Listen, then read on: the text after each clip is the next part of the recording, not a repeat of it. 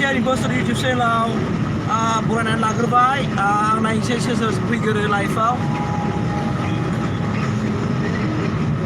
सासेबो फैथ'वाखै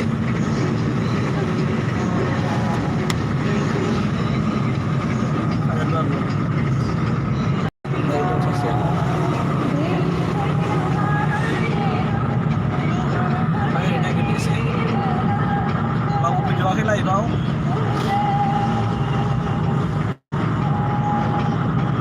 आं मानसि सिनायगोरनि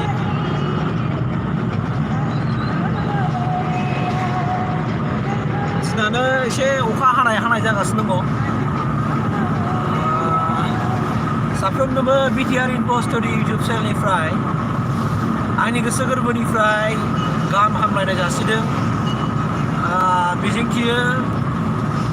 नोंथांमोना गासैबो इसोरनि अननायाव मोजाङै दङ जोंबो मोजाङै दङ दा मोजाङै दङखायनो जोङो दिनै उदालगुरि रौना होबाय अब्ला आङो नोंथांमोननो देखायसै जोंनि मोखांखौ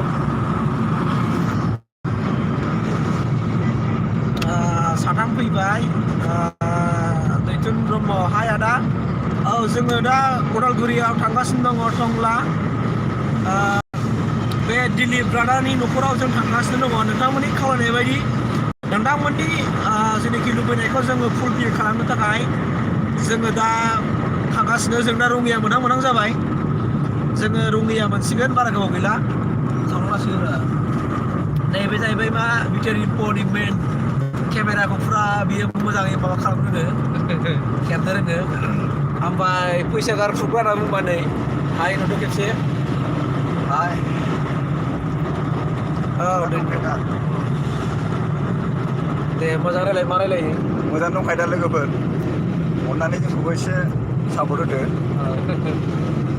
मानसि लोगो हमनायावहाय बेनोसै 17 जन फैबाय दा नायनोसै नोंथांमोननि गेजेराव दिनै मा सोंनांगौ एसे नोंथांमोनहा कमेन्टआव एसे कमेन्ट हरलायदे जों दिनै नोंथांमोना मा मिथिनो लुबैयो बे डिलेक्टरनि सोमोन्दै एसे कमेन्टआव दिनै हरखादो दे जों माखौ सोंनो हायो नोंथांमोननि गेजेराव लानानै फैनि दे आं कमेन्टखौ नायनि 18 जन फैबाय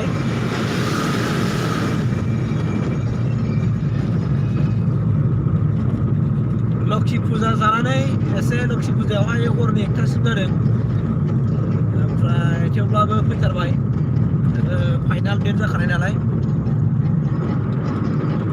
नायनि नोंथांमोना मा कमेन्ट हरो नोंथांमोननि कमेन्टखौ लानानै जोङो एसे बे आदानि न'खरनि बिमा बिफानावहाय जों एसे सोंथिफोर लाबोनोसै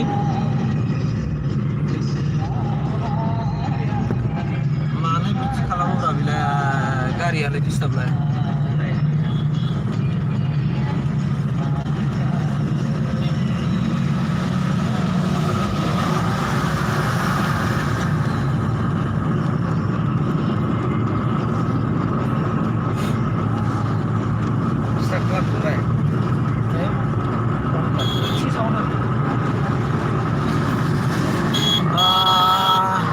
आदा नों भिडिअनि गाहायाव नाम्बार होनाया फन थाङा माथो मैया जुदि नोङो बुदोंबा फन फैनाय नङा मैया मानोना आंना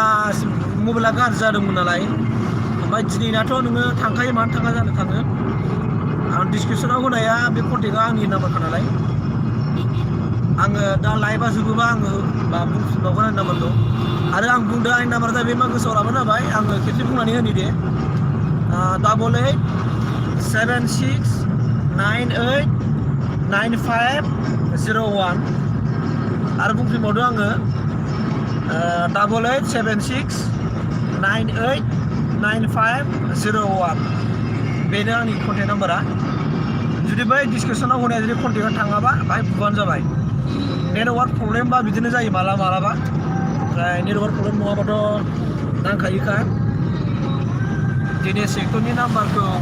मोनबायना मोनाखै आदा मनज क्रिएसन दिनै सेक्टरनि नाम्बारखौ मोनबाय आङो सासे बे चिरांनि सासे सारा आंनो हरदों आं जि फुराना नाम्बारखौ लानानै आं कल खालामदोंमोन बियो नाङाखैमोन दा आं गोदान नाम्बार मोनफिनबाय दिनै सेक्टरनि आं रायलायथ'वाखै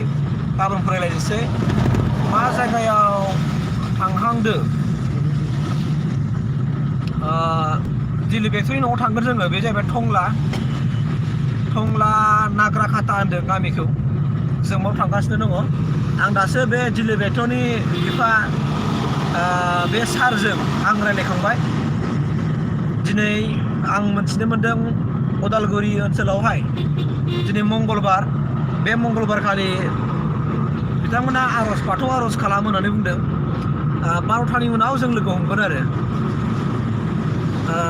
मोनबायना जेबो नंला मिथिनो मोन्दों दा एक्टरा बबेबा मोनसे प्रग्राम थियेटाराव ना थांनानै दं होनना बुंदों आलायारनाव बबेबा थियेटाराव थायो नामा दा बाक्सायाव ना बहाबा मोनसे जागासिनो दंनो बाहाय बियो न'निफ्राय हान्थिबाय थायो होनना बुंदों ओमफ्राय मानसियाथ' गुवाहाटियाव थाया जानांगौ आं दा मोनथिनाय बायदिबा आरोना मानसिया गुवाहाटियाव थाया जायखिया मोनगोन सिन्था खालामनाङा मोनजोबगोन ओमफ्राय आब' नितानावबो आङो गाबोन कल खालामनानै माला लेंहरो आब'आ बेनावबो जों थांनोसै आरोना निता आब'नाव थाङोब्लाबो आं मोनसे खेबसे लाइभ फैगोन आं नोंथांमोननो खिन्थानाय जाखाबाय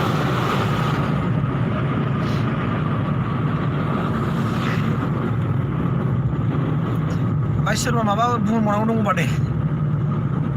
नोंथांमोननि मदद थुलुंगा जोंनो जेब्लायबो नांबाय थागौ नोंथांमोननि थुलुंगा मदद मोनबासो जोंबो मानोना सिगां फारसे थांबाय थानो हायो नालाय ओंखायनो नोंथांमोननि मददखौ जोंनो नांबाय थागौ आरो सोगोमदाव मुसाहारि हाय अके जोङो उदालगुरि थांगासिनो दं दे टंला जुदि टंलायावहाय नाग्राखातानि सोरबा सिनायनाय दङबा लोगो हमनो हागोन दे जेबो नङा सोगोमदाव मुसाहारि हाय जोङो दा थांगासिनो दङ उदालगुरि टाउनाव आं दासिमबो खेबसेबो आगान गैया दै आरो नैबे टंलायावबो बेनो आंनि फार्स्ट आगान जागोन बिराद जारला जाबाय मबाइलाबो बेटारि गैया बोथोर गाज्रिनि थाखाय कारेन्टबो गैया आरो ओरैबायदि गारियावबो चार्ज होजाया बिराद जारला गारिखौ लादों चार्जार माबाया गाज्रि जाबायनो बिदि आरो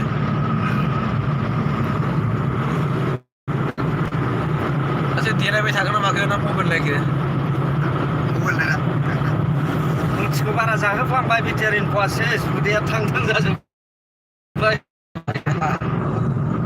रुटिखौ बारा जाफ्लांबायनो बड' मिक्सा एन्टारटेनमेन्ट बेसे गोलाव दंबावो आदा थांनांगौआ थारमाने थांनांगौआ माने गोलाव माने बिराद गोलाव दंबावो जोङो मथा मथि 12टा साराय 11टायाव सहैगोन दे जोङो साराय 11टायाव सहैगोन ओमफ्राय जोङो मोनसे न'खराव जोङो ओंखाम जागोन जोंखौ टंलायावहाय मोनसे न'खराव जोंखौ इनभाइट खालामदों बे आब'नाव जोङो ओंखाम जाहैगोन